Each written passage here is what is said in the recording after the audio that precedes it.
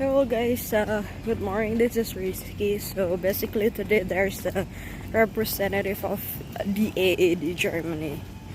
Like like try to let us know about the offer that they could get. Although I feel like I'm a bit under the weather. I don't want to miss the chance. So here we go. Various students, across the room, and they are from various. So they are from various programs, as I mentioned. Now, basically, students have. They would like to know more about what are the opportunities for students in India. From India to Germany, and the scholarships that are. We have students who apply for the DAAD scholarship, etc. And then even once they graduate, if they want to get into PhD or further education, also if they want to come as an entrepreneur, and want to set up a business. So these are various ways that students could collaborate in Germany, and we would definitely want to hear from you all, as well as if you all have any questions, feel free to ask. So who would be speaking from here? Suggest I can relate a bit to the scholarships, that's related to that, of course. And then I would like to hand over to universities to explain a bit how university life is in Germany and what opportunities are there for students English speaking, and how a student life of an Indian student to Germany looks like, and also maybe what are the possibilities of the fellowship. Faculty in Germany, education, as Germany is looking into workforce at the moment, and there are quite good opportunities for employment.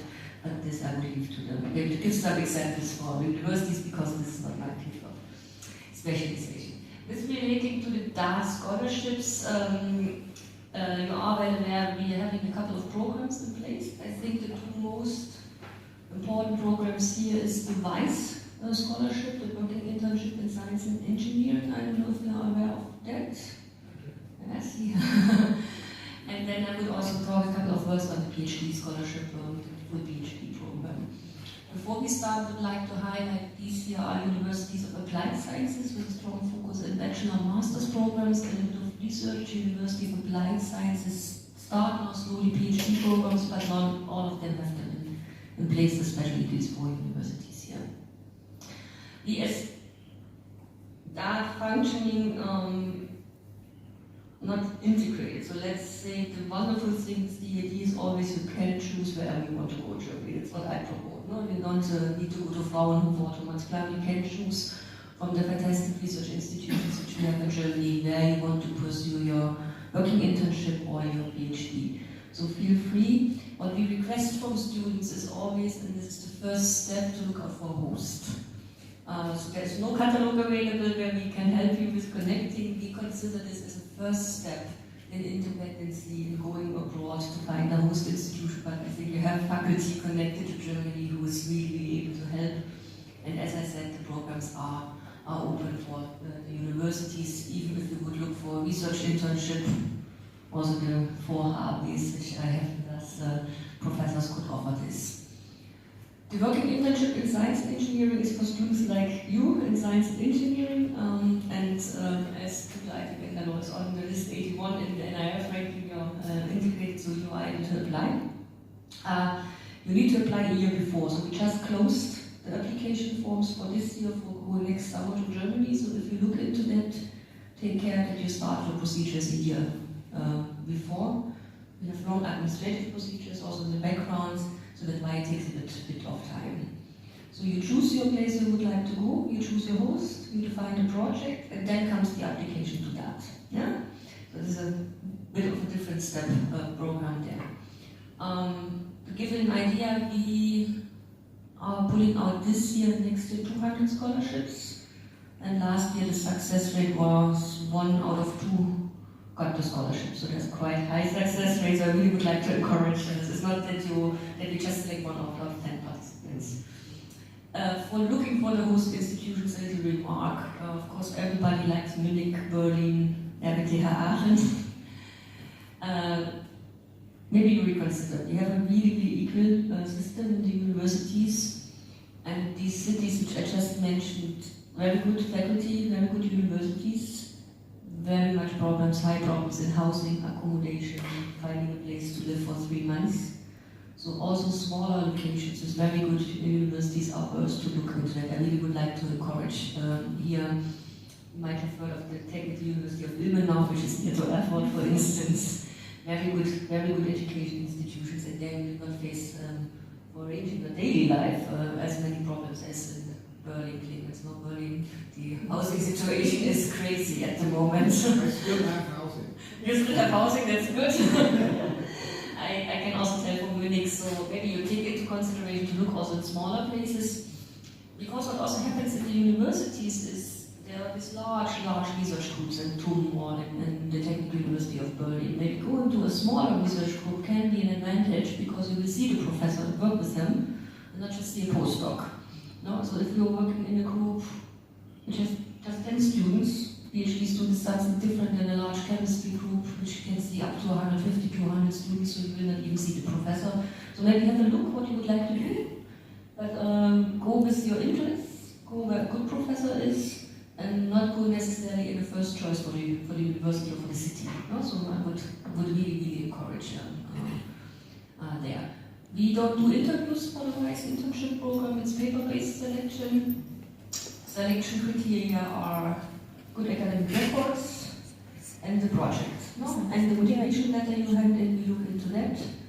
And we look a bit into the academic backgrounds while selecting, but there will be no interviews, so this is just paper-based, and then hopefully you could get good news from us by Jen. The second program interesting for you is the PhD program. So there we have two opportunities. Either you opt to go for a full PhD to Germany, which is fantastic, so go for 3 to 4 years. And as I said, same here, you can choose what you would like to do, but you need to find a host, which can be a bit tricky. But we very often see that RISE scholarship holders go back to Germany and continue to work with that host. We also have the second program in place. If you would like to have for a PhD in India, you can enroll in an Indian institution, and then you could go for a research stay up to 18 months during your PhD. So if you maybe want to stay back, maybe you have a very good opportunity here for a good professor, be it in IIIT, Bangalore, or one of the other fantastic institutions, this is also an opportunity. Same here, you apply a year before. Now what we're looking here into is academic background and the research project. Open for all fields. You can do cybersecurity, ethics and AI, electrical engineering, so whatever you would like to do. And here we do a pre-selection as DAAD. We get around about 300 applications each year. We pre-select, and then a certain amount of people is invited for an interview, which takes place for those who would like to come to Delhi, on-site in Delhi, or online for those who would not like to travel and would like to do it online. The selection committee is a mixture of German and Indian professors, and I always say it's a good opportunity if you reach that stage to present yourself in front of such a commission. It really helps. And even if you don't get the scholarship, what happened last year, for instance, was there was such a good candidate in the competition side of the scholarship. And there was a good candidate who made the cutoff. It did not have enough money, but then one of the professors decided to take this candidate on its own funding. And so it's good to present yourself, to go, and as I said, it's already a success if you reach the interview stage. To give you an idea, success rate last year was 1 out of 10 got a PhD scholarship, so the competition is a bit higher. The program is also a bit more cost intensive to us, I have to say. I really would like to encourage you to apply. Students very often ask me, if I apply, will I get a scholarship? And then I always tell something, and always tell the students, I can ensure one thing, if you don't apply, you will not get a scholarship. And preparing papers is also a process and helps and to connect, and I think you have very Yes, it can. Yeah. We can. Yeah. So typically there will be a faculty mentor locally, but many times we will be partnering with some industry or something. So we do need a faculty collaboration here. So a faculty mentor is required for this project collaboration. Even for that summer internship? No, for 2 months summer, no, not for the summer. After summer. Just for these, during the semesters, except the final semester, whichever other project internship or any kind of research or internship that students are doing to get credits, they need to do it under the supervision of a faculty member of IIIT Bangalore, in collaboration with, of course, So, industry. summer projects, they don't earn credits. Yes. But it kind of helps build the seed. Absolutely. But these one are for institute credits. Credits, yes. And summer they can come throughout like the various years, like first year, second year, third year, fourth year and fifth year, MTech first year or second year they graduate after that. However, summers are from mid-May till end of July. August 1st is when our classes begin. Yes. So sometimes 15 days here and there, they do take the required permissions from deans and their professors. But summers are not part of the curriculum. It is an experience that students can gather and they will get exposure and they can add it to their CV, which would in the future help them if they want to apply for companies or, As a matter of fact, Mercedes recently came and took one student for 6 months internship in Germany. And like that, there are many other students who are definitely interested. Can I ask a question? Yes, please. This is mostly towards WISE and the PhD program. So, do you think that somebody who has stayed in Germany for 3 months for WISE and they get a PhD supporting offer from their laboratory hosting professor, would that make a stronger application for the PhD admission next year? Excellent question. One scholarship adds to the other. When we look at this, getting a WISE means you already run through the selection process. But there is equal competition. But what we see normally in the applications is that, of course, if you have worked with that professor already 3 months, the project might be a bit stronger.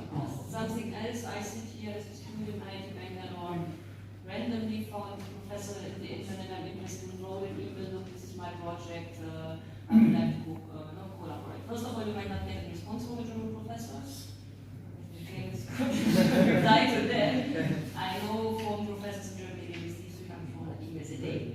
And if your email is not really targeted, you might not find a supervisor. That's the first thing. So having a WISE internship and having a professor is already a good first contact. And what we see normally in the application is that the project is better developed.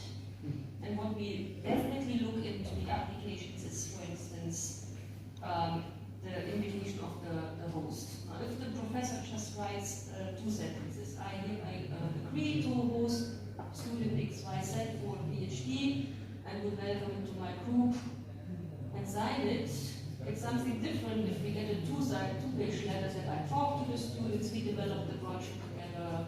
These are the ideas, insights here, advantage in selection procedures. So it helps, but not per se. No, you don't get extra points. But I think it helps very much to have better application in place, a more detailed application.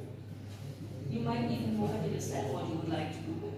But during COVID, a lot of those programs stopped. So far, we've talked a lot about internships and scholarships, but we were wondering if there are any possibilities now of exchange programs to be opened up again since COVID is over. And since smaller universities are willing to take students, we also feel like our college has come to a point where we also would like foreign students to come. The MSc Digital Society program has Indonesian students and we've learned a lot from them. So we were wondering if there are any opportunities that German universities would possibly open up now. Can I take that question about MSc? Sure.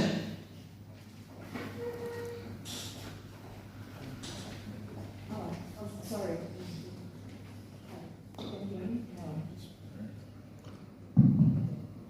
So, thank you for asking that question from MSc Digital Society. I think your professor just left. So, but I know her.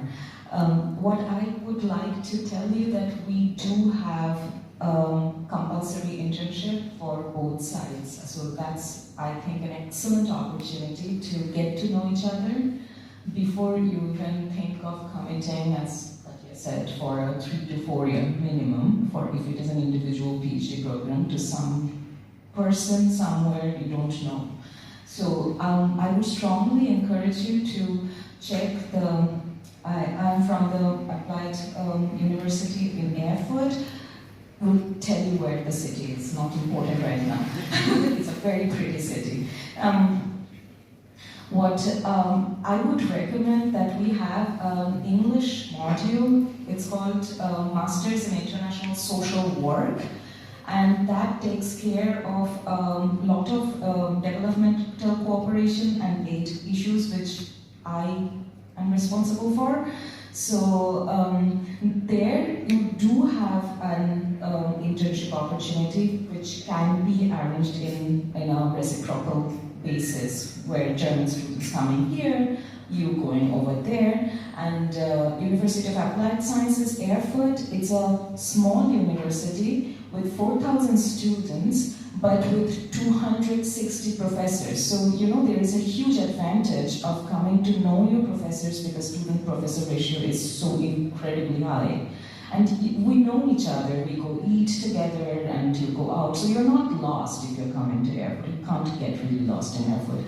It's impossible. So you're taken care of, so think about the internship option seriously, and where we can strongly collaborate from my faculty that I can talk about. And of course, Katya is the person, Katya's office, how scholarship can be arranged. Thank you so much for asking. Pick up the German students. We definitely want to see more Germans in India. Now, it's all a bit up to you, I have to say. Now, let's say you go for your internship to Germany, you have to convince the German students that India is a fantastic place to come. First of all, you can do everything in English. Bangalore, anyhow, is one of the most dynamic cities I've seen.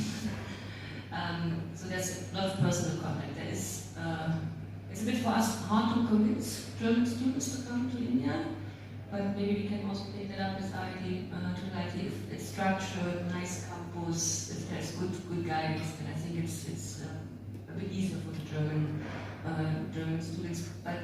And it's the truth, it's a bit imbalanced at the moment. We have a lot of push for Indian students coming to Germany, but definitely looking into that. But as I said, we need your help there to give the German a good experience here in campus. Then he goes back, he tells his friends how good it was in Bangalore, and maybe next year we see not just one or two persons. And there's funding available. I really would like to highlight that, which is rooted in Germany, but we have funding available also for getting German students into IIT Bangalore or other universities. And there's definitely interest, but one needs to work. It's not happening on its own. It's a bit, India, Germany is happening on its own. There's a lot of interest, but there's a lot of work behind. So, and it's why we brought the universities to show them a bit. So, but we need to convince Germans for India.